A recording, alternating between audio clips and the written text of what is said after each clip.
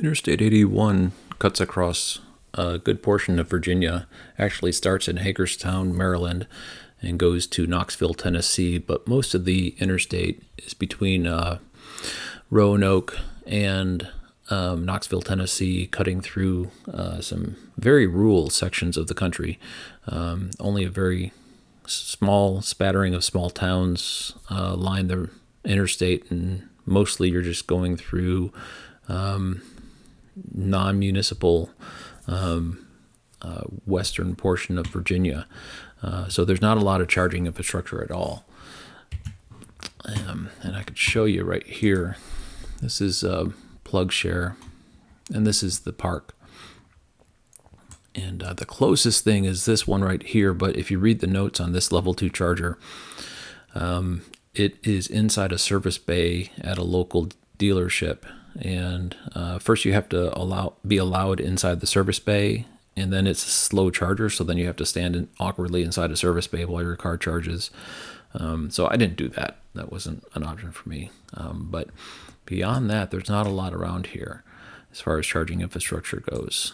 And I'll go over that in just a minute. But before I do, I wanted to mention that this week, General Motors announced that they are beginning the project to install 40,000 new level 2 chargers. Now, those aren't the fast DC chargers like Electrify America and EVgo.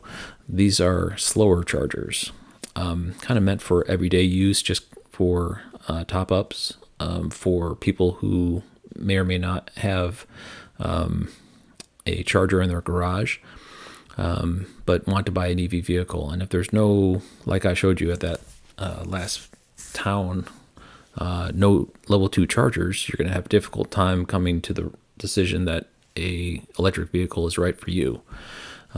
So the plan for 40,000 is going to be the largest installation of chargers ever in North America, if they actually pull it off. And they've actually done a couple already. There's been a lot of talk about this, but they haven't actually done anything. But now they've actually done it, and the chargers are actually rolling off assembly lines. The way it's going to work is GM will pay for the actual physical chargers. Each dealer will get up to 10 free chargers, and they'll also give them a stipend for the installation of the charger and a network of engineering firms that could do the installation. The dealers are going to take care of the branding of the chargers, to put some kind of advertising on them, and also work with the local community, either the business contacts or the municipal authorities over them, to find locations throughout the community where the chargers can be installed, because it's not necessarily going to be on dealership property. It could be at a library, it could be at a concert venue, it could be at a multi-tenant dwelling like an apartment block. It could be anywhere. So if they pull this off, there's likely going to be fewer charging deserts, which makes my job a little bit harder, but it's good for the EV community as a whole. And GM is also doing DC fast chargers at Pilot Flying J locations throughout the United States, which, if you're not familiar with those are what are called travel centers for truckers. And they have really nice facilities, typically sit-down restaurants, and larger facilities in order to kick back and rest. And they're typically along interstates. So if you're doing an interstate road trip, having DC fast chargers provided by General Motors at Pilot Flying J locations really makes sense. And then you add into that these 40,000 level 2 charging stalls across the US and Canada, where it said 90% of Americans live within 10 minutes of a GM dealership. Basically covers the country pretty well. So if they pull this plan off, it's likely going to be a much different landscape after they're done as far as charging infrastructure goes. And places like China and Europe are well ahead of the United States in EV adoption. I think GM just sees the writing on the wall, and they're trying to get ahead of the curve a little bit.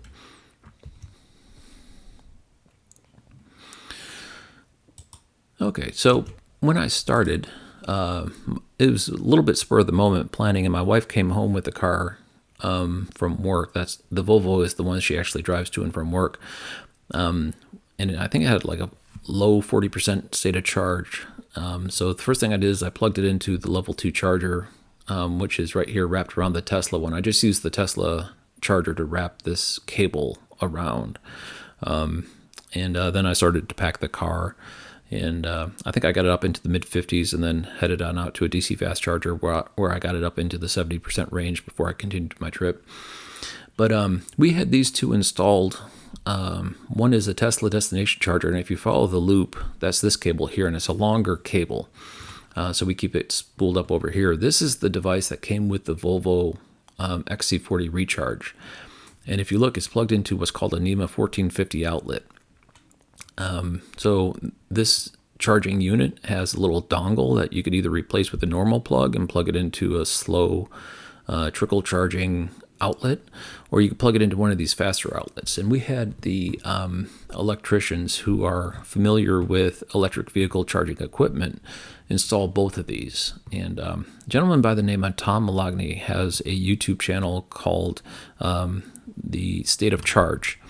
A really good YouTube channel, and he recently did a video on in-home charging safety and how these NEMA 1450 outlets, if you get the cheap kind, can start to melt and short circuit, and also how the wiring that you want to use needs to be a copper gauge instead of an aluminum gauge, because the continuous feed running across a electric vehicle charging outlet is higher than what you would expect in other types of use cases for these outlets. So having a professional electrician who's familiar with EV charging equipment install these devices. In the case of the Tesla, we have it hardwired into the breaker. This one is on a separate circuit to the breaker in this outlet. It should be done by someone who knows what they're doing as far as the EV charging equipment goes. So it's a great video. I'll post it in the description to this one in case you want to take a look.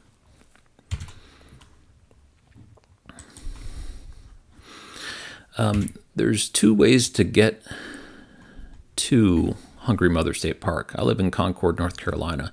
You either come up 77 and then take a left turn on 81, or you can go the back route, which is longer and as far as minutes go. It's not much longer as far as miles go, but it's slower because it's not interstate. I went this way because I hit chargers that I was familiar with, and also it was a prettier drive. So I could ride along interstates. It's a little sterile for me. Most of the time interstates are kind of boring, so I like to go on the back roads when I can. But it was 206 miles one way, so a pretty good stretch of an EV road trip that I did here.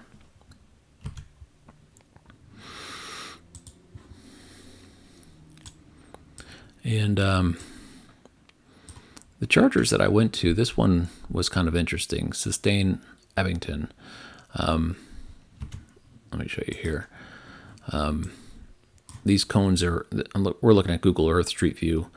These cones are where that charger went in, and this is the employee entrance for a United States post office. But right across the street is this Art Depot. And I went in there, and there was an artist I was talking to who was saying that his friend wouldn't charge at that DC charger because it was too slow, and he only went down the interstate to the Electrify America where he could charge faster. Now, if you want to charge the shortest amount of time to get from point A to point B in an electric vehicle, the onboard computers will calculate out a route and amount of charging time at each location in order to get you from point A to point B, which also factors in something called a charging curve. So you can get the fastest charge on your trip as you can. So down to the minute, you could save as much time as you possibly can. Now, if your goal is to get from one point to another as fast as possible, that's understandable. That's not my goal, though. My goal is to explore. And I have no problem charging at a DC fast charger that's slower because I get to explore this cool town. Not only did I go into the Art Depot and talk to that portrait artist for a while, walked around, looked at the other artists' fairs. There's quite a few stalls in here that have artists selling their things. There's a farmer's market right around this corner, and then the downtown area, which is right over here, has got this really cool revitalized feel to it. And so I don't mind parking my car and charging it and walking around and exploring. To me, that's kind of the whole point. And speeding through the backside of a Walmart parking lot to get the fastest charge possible is just not my goal, at least not in these trips. And I could show you some other pictures here. There's that building at night. I pulled in kind of late at night, and I was trying to get a top off before I went to bed. There's the post office entrance, and there's a closer look at this slower charger. It only outputted 25 kilowatts, so it was a slower charger. Faster than a level 2, though, so I was definitely happy to have it.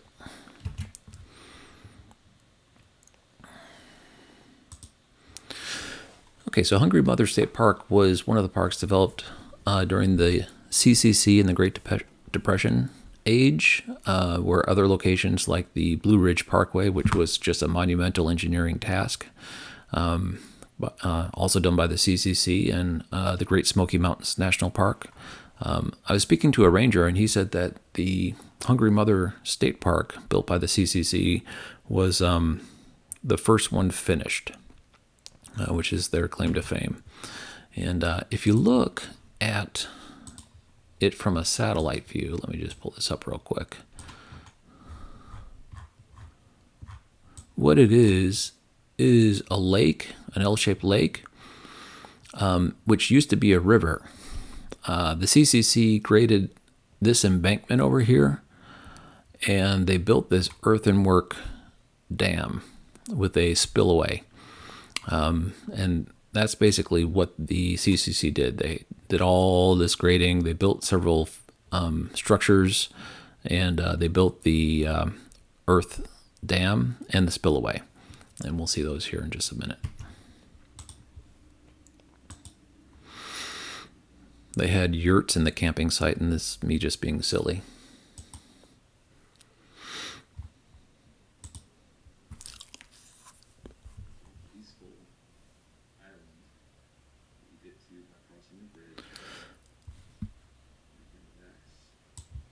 And check your social media, because there's Wi-Fi.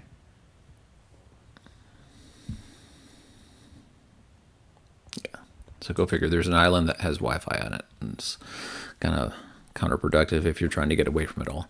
Anyway, so here's the Welcome Center. Really nice facility.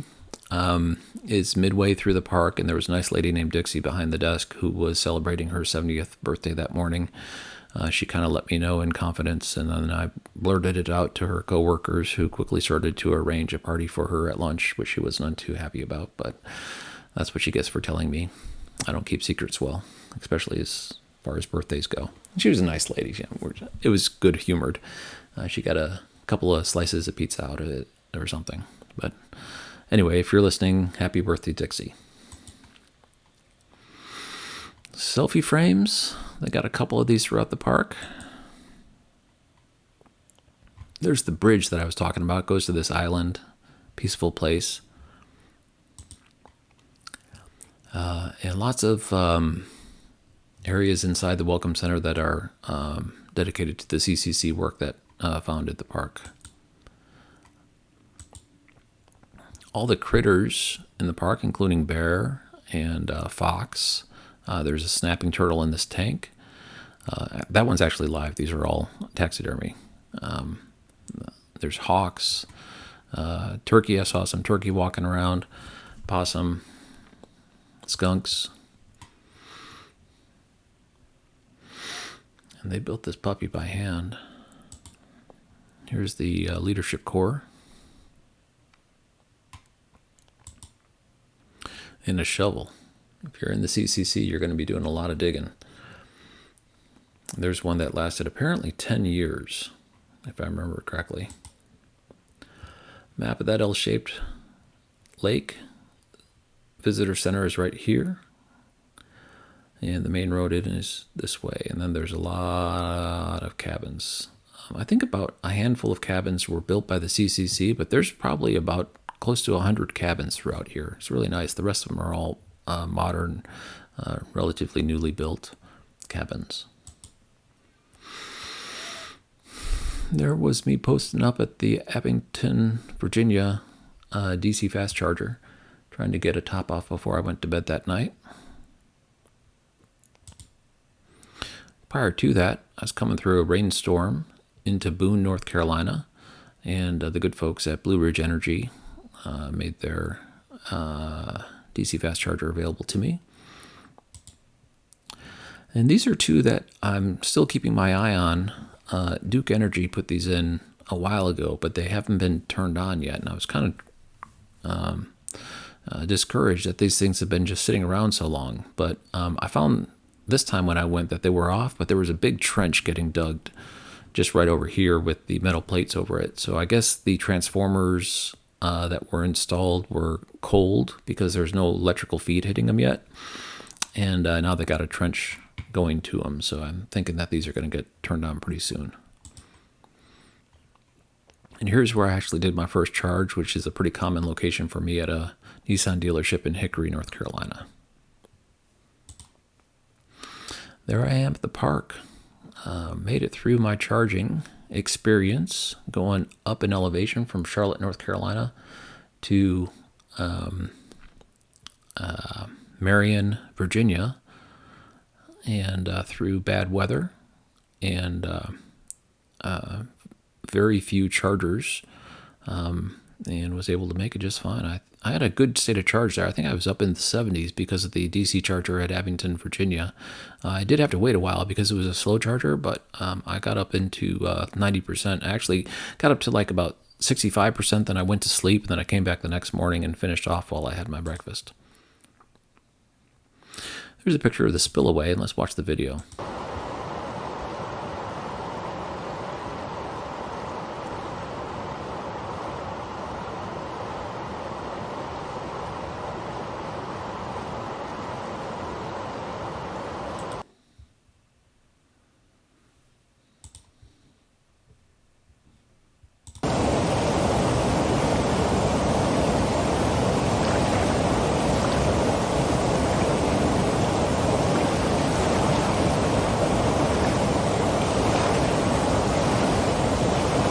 Definitely nothing dangerous, just a peaceful water flow coming off the lake. Capture it from multiple different angles here just because it was such a relaxing sound. And look how it's graded. I mean, it's graded perfectly, so the water is just flowing evenly over it. That must have really been a trick, and to keep it graded to that degree for 100 years shows some pretty impressive skill. Here's the earthen embankment.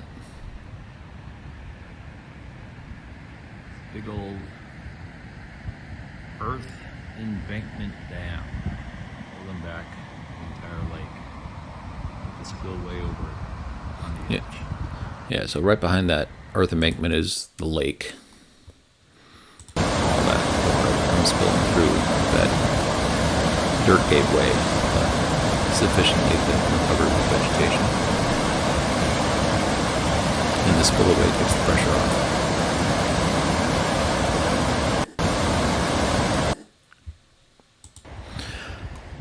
And here's a panoramic view of the lake on the other side of the dam and into the park proper, which spans both sides of the lake.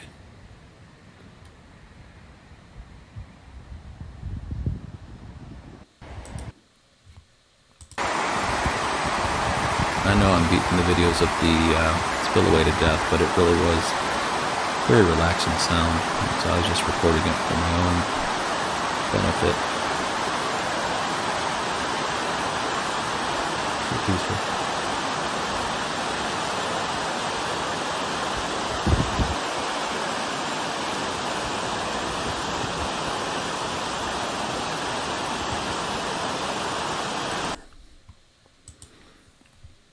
And here's the visitor center midway through the park. You can see the lake being narrow and long, as a common approach to a small river getting dammed. And you can see here is the embankment that the CCC built this road in order to hold the water back. Lots of creeks gurgling through the park, feeding into the lake. It's not just one, it's like many. So it makes for a real peaceful environment to walk around and enjoy the woods, the water, the foliage, and there's also a lot of nice facilities at the park.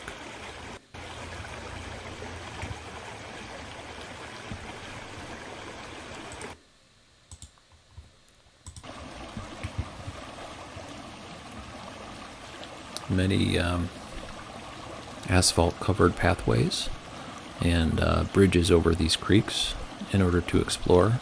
And when I say many, it's like at least a couple miles. Most of the time you just get either gravel or dirt pathways to explore, but these were all asphalt-covered. And this structure was built by the CCC over about 100 years ago. Still standing. That's shelter number 1. You can see the opposite side of it. Still original. There's the view from it. You can see why the CCC chose that location to have the structure. Beautiful view of the lake. This was not built by the CCC. It was a restaurant. Now it's a event hall. Both floors are available to seat people. So if you're having a wedding with a large reception, this is definitely a great place to have the reception.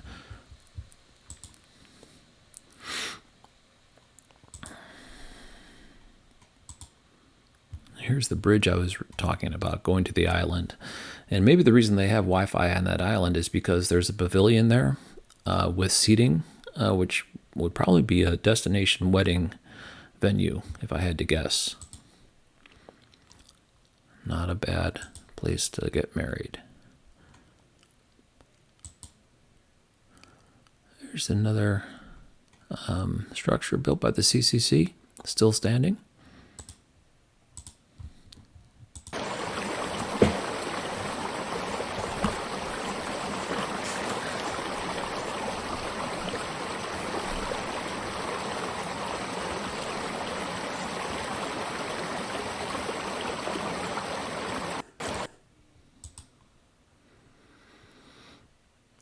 So you can see there's fresh water, place to have lunch, pathways to explore.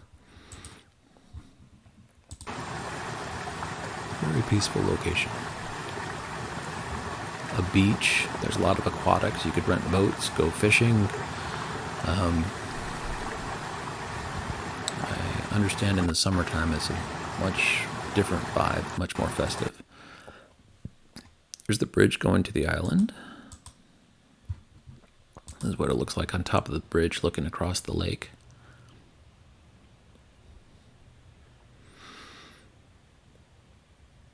Mountains on both sides.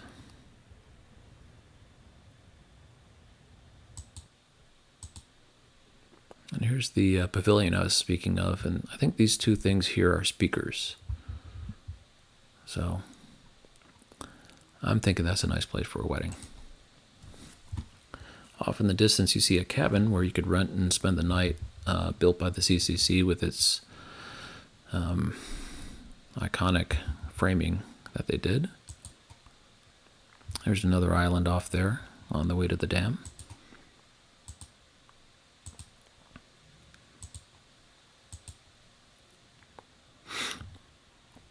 Here's the main beach that is all rowdy in the summertime.